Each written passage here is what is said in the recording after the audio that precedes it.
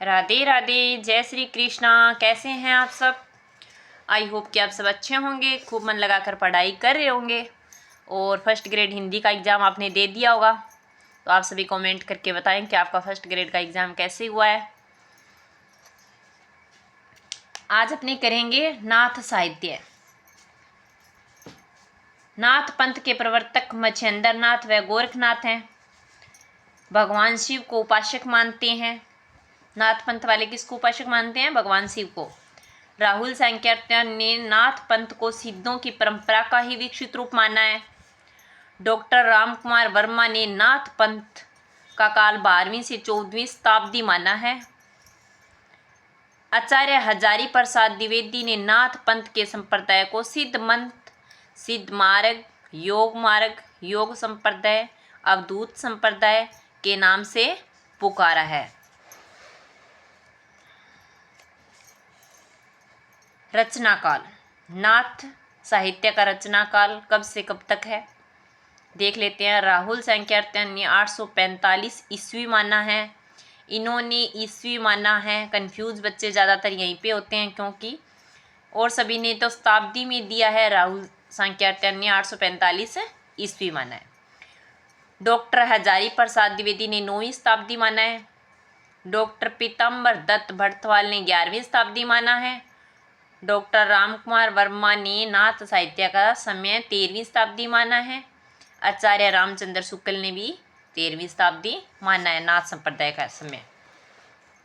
नाथों की कुल संख्या कितनी संख्या है? कुल संख्या 9 है। आदिनाथ, मच्छिंद्रनाथ, गोरखनाथ, चरपटनाथ, गहिड़ीनाथ, जवलेंद्रनाथ, चौरंगीनाथ, भरथरीनाथ, गोपीनाथ, ये हैं 9 नाथ संख्या।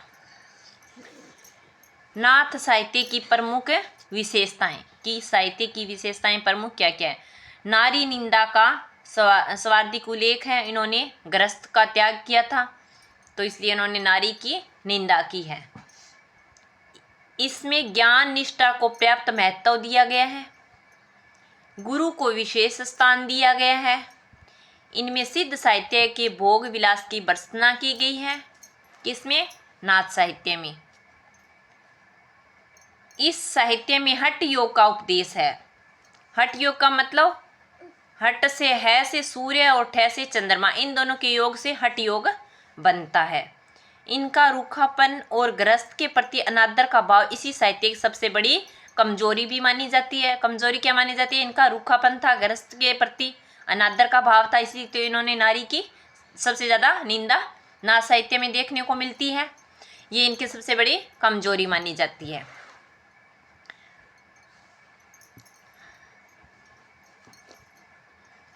गोरखनाथ की रचनाएं।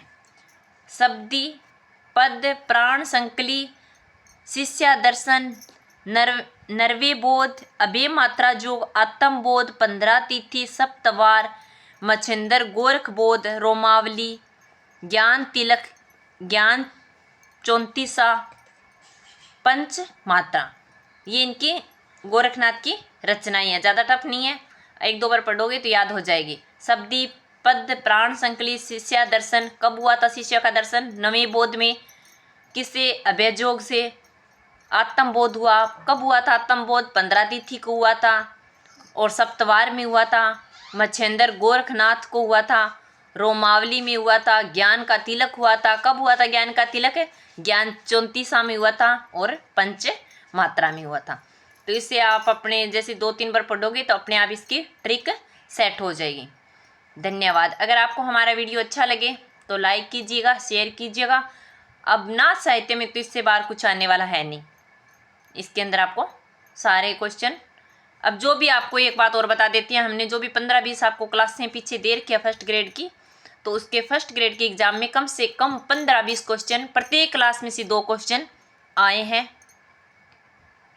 धन्यवाद।